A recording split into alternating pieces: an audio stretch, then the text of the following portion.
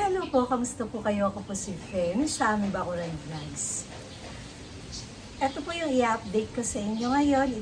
Ito ang aking mga Phalaenopsis orchids. Nung nakaraang video ko po, pinakita ko po sa inyo yung February bloom. Kasama nga po ito dahil itong iba po dito sa mga Phalaenopsis orchids na to ay November at December po ang bulaklak na dati ko pa po inaalagaan. Pero po ito, tsaka ito, tapos ito, and ito yung bigay ng server ni nung Valentine's Day. Pero meron din po akong i-update sa inyo na isang Phalaenopsis orchids. Kung natatandaan nyo, yung nakaraang video ko po, yun po yung nakatalokbong na kulay puti na parang tela. Pero bago po tayo magsimula, sa mga bago pa lang po dito sa aking YouTube channel, paki-like, comment, and subscribe po. At huwag niyo pong kakalimutan na i-click ang notification bell para po ma-notify po kayo kapag meron po tayong bagong upload. Ito po yung ipakikita ko sa inyo. I-update ko lang po ulit kayo kasi late po na na-upload yung aking video. February 21 ko ginawa o 22 yung video nung February bloom. Ngayon po ay February 4. Kaya ayan, eto na po yung update na pinagsama-sama ko po yung lahat ng may bulaklak na Phalaenopsis orchids. Sayang nga lang po dahil meron akong 2 paso. Hindi ko na sinama dito dahil nalanta na po. Hindi ko po namalayan ito pala dito sa pinaglalagyan ko ng mga may bulaklak na Phalaenopsis orchids. Kapag bandang hapon na po after lunch o mga 3 to 4 PM, sobrang araw po pala dito. Pero hindi naman na masakit sa mga dahon at bulaklak ng mga orchids o ng mga halaman. Yung ganong oras, kaya lang yung 3 o'clock po, yun. Talaga po, matindi pa po yung sikat ng araw noon. Yung ipakikita ko po sa inyo at ibibigay ko po ulit yung care tips na ginagawa ko dito sa aking mga Phalaenopsis orchids. Ito po yung unang Phalaenopsis orchids ko na binili na may bulaklak na. Ito yung naging giant yung mga dahon ng Phalaenopsis orchids. At nakikita nyo naman, nilagyan ko ng talokbong o parang kulambo dito sa spike. Ipakikita ko po sa inyo mamaya. Pero kasi may gusto po ako na linawin. Ito pong naging giant na dahon ng aking Phalaenopsis orchid, sinasabi ko po na 2 years na. Pero po, nakita ko yung mga post namin nung mga nakakaraan. Nung unang punta po dito kasi nila Mama Donna ay January 2023. Ang una ko pong sinasabi sa inyo, binili ko to noong 2023. Nung makita ko po yung mga unang post ko, nung binili ko yung Phalaenopsis orchids na to, December 2022. Kaya po, 3 years na po itong unang-unang Phalaenopsis orchids ko na isi-share ko sa inyo. Pero ito, gusto ko lang pagsama-samahin yung mga bulaklak ng aking mga Phalaenopsis orchids para makita nyo. Ang gaganda po kasi kapag magkakasama. Kaya lang, ngayon ko lang po inilabas itong mga binigay ni Sir Bernie noong February 14. Kasi nga po, talagang ayoko pa silang paaraw. Kasi kung doon sa pinaglalagyan ko po ng mga Phalaenopsis orchids, doon po ay talagang lagi pong mahangin at bright light area naman po yung pinaglalagyan ko. Ang problema nga lang po doon ay meron po na mga ibon na tumutuka po talaga ng mga buds at saka ng mga bulaklak.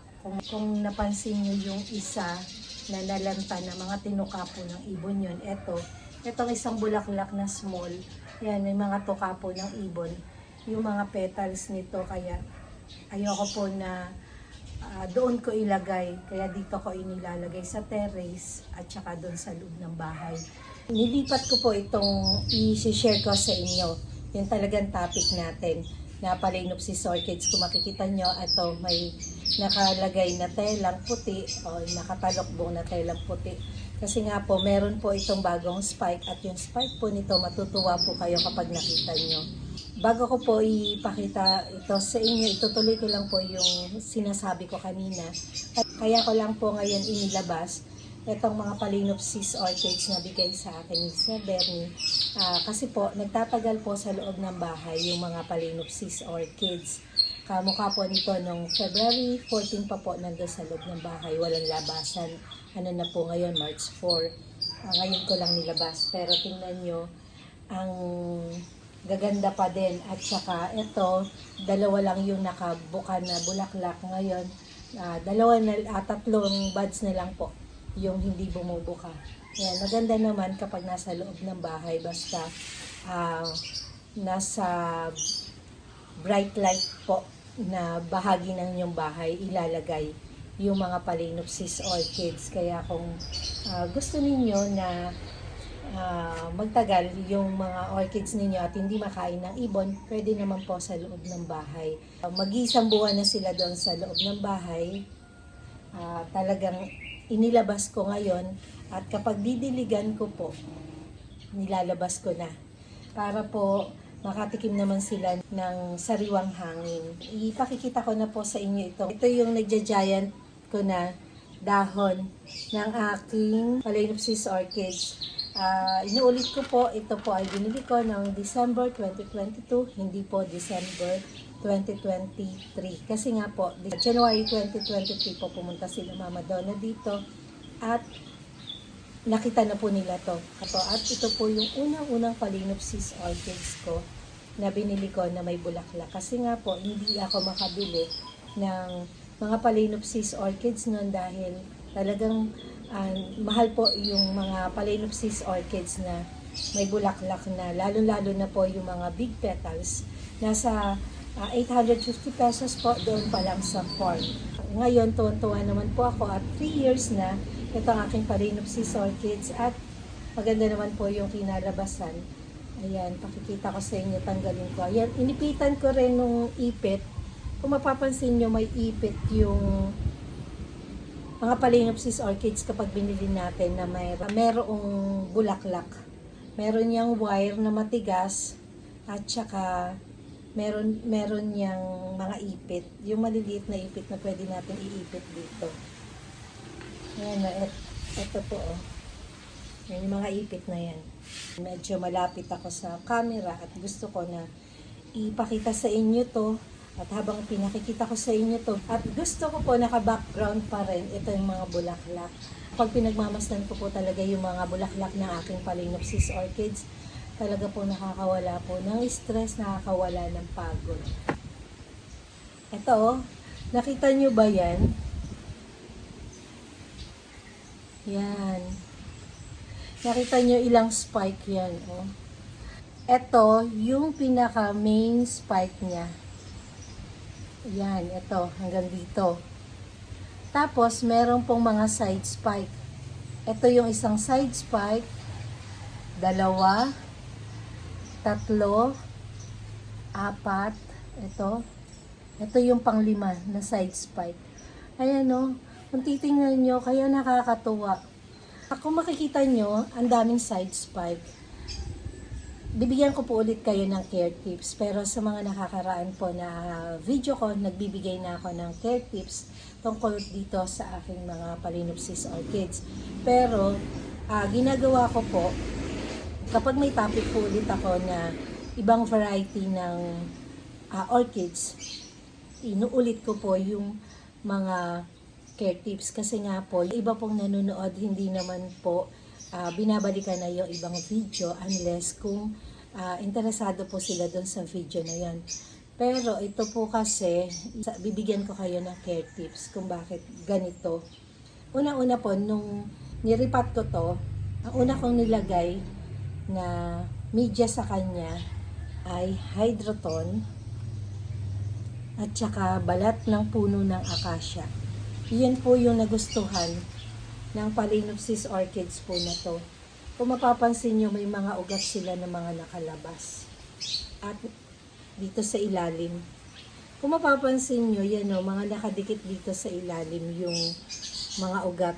Kailangan po kasi mabigat yung pagpapatungan ko nito kasi kapag nakatayo lang siya na ganyan, tumutumba siya dahil sa napakalaki po na mga dahon niya. Kaya kailangan ipatong ko siya doon sa sakto lang sa butas para hindi siya tumaob.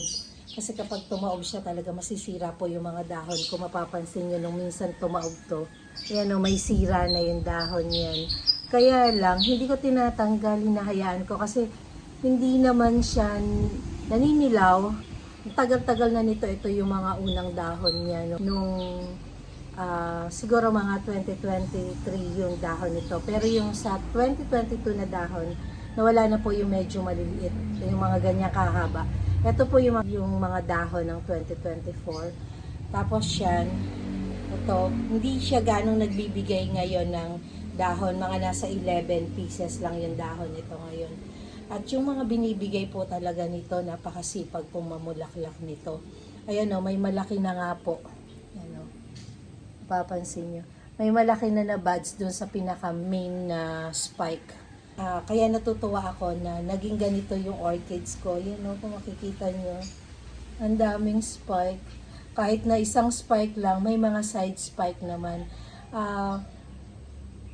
Ito nga po pala, kapag may mga side spike, kahit na big petals po, yung mga Phalaenopsis orchids na to, yung bulaklak ng Phalaenopsis orchids na to, hindi po ganun kalaki yung binibigay niya na bulaklak kasi meron na rin po na binigay yan.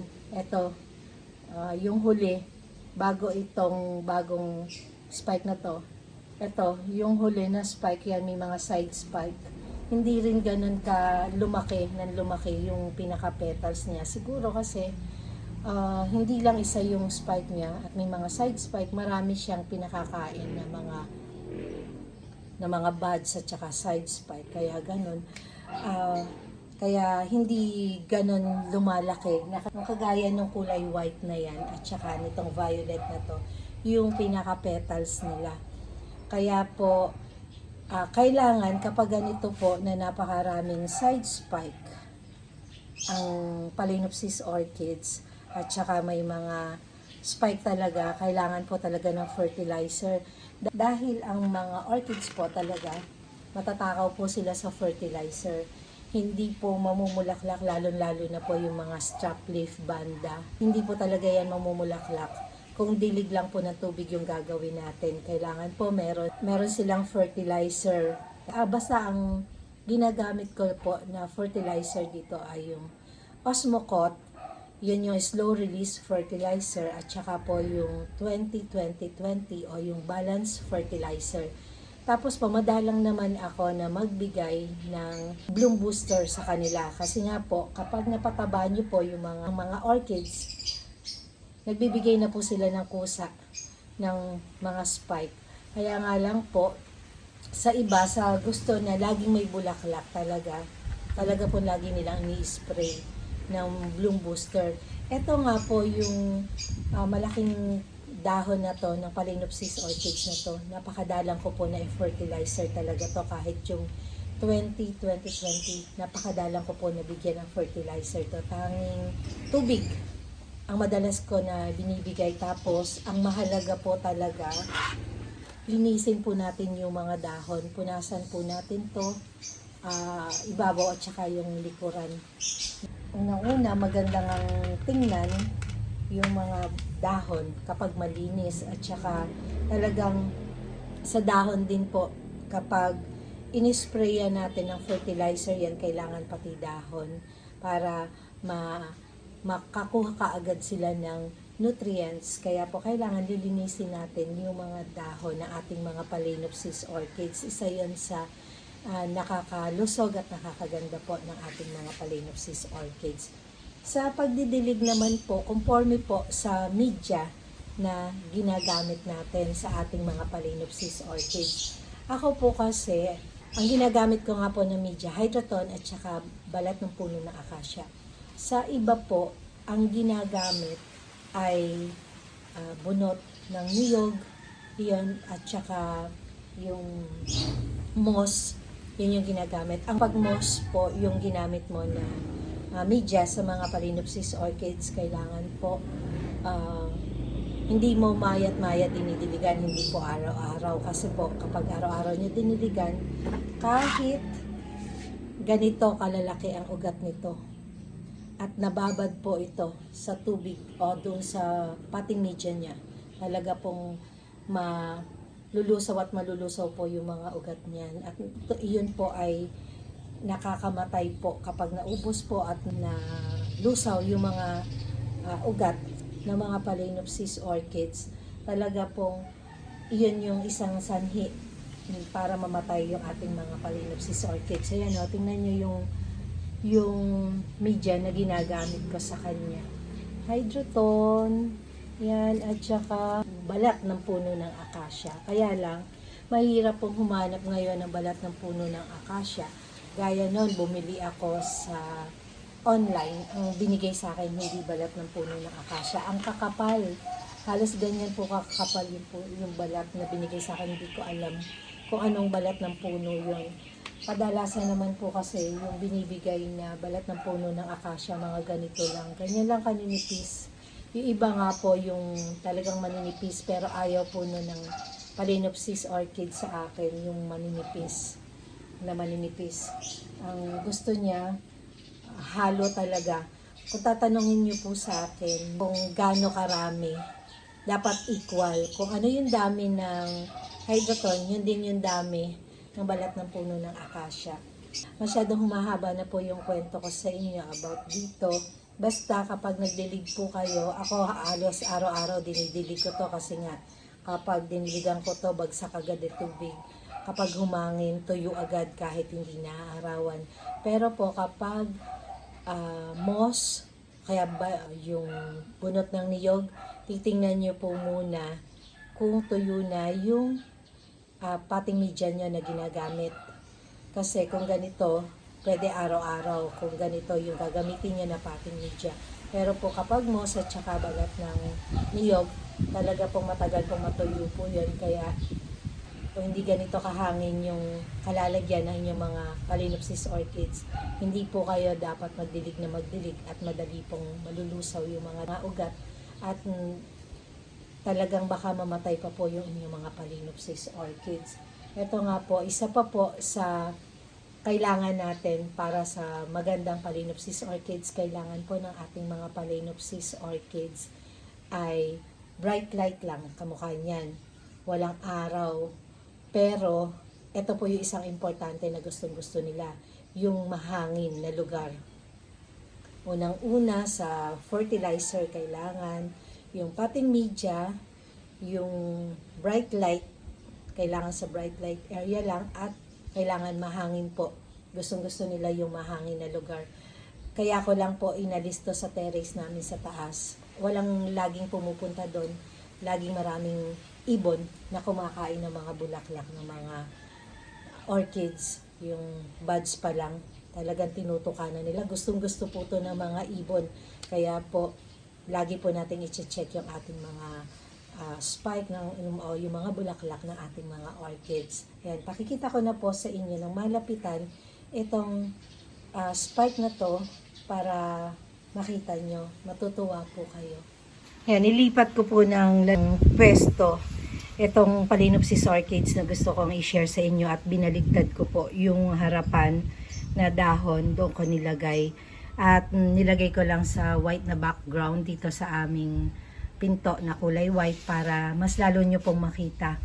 Yung pong Phalaenopsis orchids na to, ito po yung unang spike niya nung binili ko. Yan, ito. Hindi ko talaga to tinatanggal. Nagtitira talaga ako para mayroon akong patunay kung ilan na yung higing spike niya. Ito yung una nung binili ko. Tapos, ito yung pangalawa. Yan, ito yung pangalawa na nagbulaklak doon sa terrace namin sa taas. Yan, kaya lang, nagbuka siya ng dalawa. Natiran lang ako ng dalawa, pero may kain pa rin ng ibon. Tapos, yung pangatlo, ito. Ito po ay under my care na, itong pangalawa.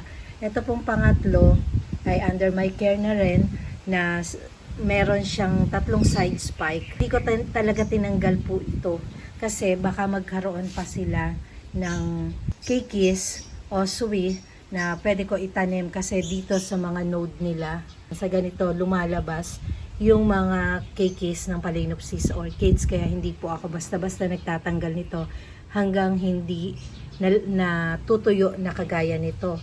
Ayan, eto nga hindi ko inalis eh. Tingnan nyo, yung nagkaroon ng side spike, yung isang node. Ayan o. Hindi ko alam kung magtutuloy eh.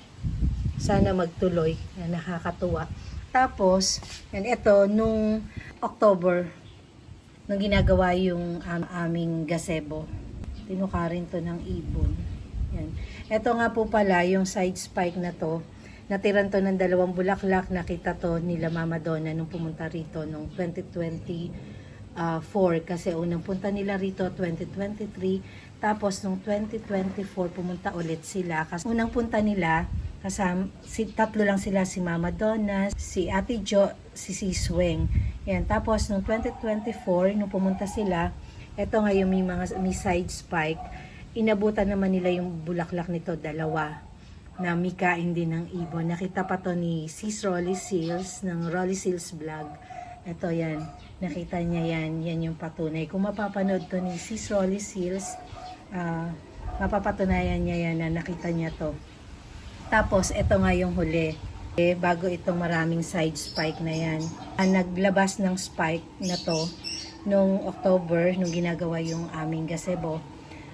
Yan, talagang tinukalang lahat ng ibon, walang nangyari. Hanggang sa natamaan nung bubong ng bahay kubo na nililipat sa likod. Yan, nabali lang na ganyan. Wala nang nangyari. Tapos, ngayon nga, nakita ko, yan, may spike, yan o. Diba sabi ko sa inyo, 5 side spike yan na ang gaganda. Ito, makikita nyo, nilagay ko lang to para hindi mabali yung side spike. Nilagyan ko ng support na alambre. Yan o, kung makikita nyo. Yan. Yung mga side spike na yan, tingnan nyo, meron ding mga buds. Kagaya nito, ito yung pangalawa, may mga buds. Ayan. Pangatlo. Ito yung pang-4. Ito yung pang-5. Tapos, ito yung pinaka main spike, yung dulo ng main spike. Medyo malaki na yung buds. Tapos, merong isa rito na natuyo. Tapos, yan. Yan. Tsaka, isa pa po sa maganda dito sa Phalaenopsis orchids, hanggang hindi na puputol yung pinakadulo na ganito. Yan. Minsan, naglalabas pa po yan ulit ng panibagong mga buds sa dulo. Kaya nakakatuwa po mag-alaga ng Phalaenopsis orchids. Medyo pricey nga lang, pero matutuwa ka po talaga. Nung una, ayoko mag-alaga ng ganitong Phalaenopsis orchids dahil maraming nagsasabi na maselan, maraming nagsasabi na hindi ka makakabuhay, hindi ka makakapagpabulaklak. So, ito po, isa sa mga patunay ko na talagang nagustuhan ng mga Phalaenopsis orchids dito sa lugar na to. Etong Phalaenopsis orchids po na to, bala ko lagyan ulit ng talukbong o ng net para hindi makain, o ilalagay ko muna sila sa loob ng bahay para nakakahinga naman na ganito, at tuwing umaga at ako'y naglilinis dito sa labas, ilalabas ko na lang para po makahinga naman ito mga buds. Kasi kung mapapansin nyo, yung nasa side spike, medyo naka-curve yung pinaka-buds niya. Kasi siguro, natatakpan siya na gano'n. Siguro, ipapasok ko na lang para naman makahinga itong Phalaenopsis orchids ko na to. Kasi noon ko pa to gustong i-share sa inyo. Kaya lang, wala talagang time ngayon. Nagkaroon ng time. Kaya, yan. Na-share ko na sa inyo. At, naibigay ko na rin yung care tips sa pag-aalaga ng Phalaenopsis orchids. Kaya, eto, hanggang dito na lang po at i-end ko na po ang aking video. At bago po ako mag-end, magpapasalamat po uli ako sa walang sawa niyong panunood ng aking mga video, sa mga subscribers, sa mga silent viewers, at sa mga friend ko sa YouTube, sa mga napadaan lang, pero pinanonood po ng buo ang aking mga video at hindi po nag-i-skip ng ads. Maraming salamat po sa walang sawa niyong panonood. Keep safe everyone. God bless.